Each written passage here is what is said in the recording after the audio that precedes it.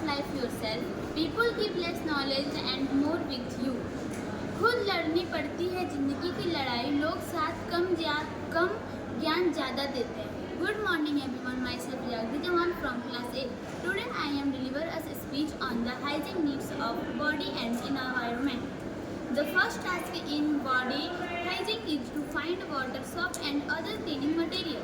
Taking a bath or shower using body soap at least weekly is very important to ensuring our body stay clean. Bathing can be every day on after period of sweating or getting dirty.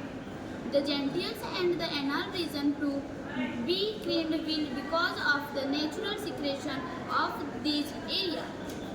Dry the body with a into clean towel after throw raising change into clean a bath changing sweat soak. Clothes after each bath is advising clean the ear after every bath is also necessary. Avoid sharing soap and shower because the danger of cross infection. Thank you.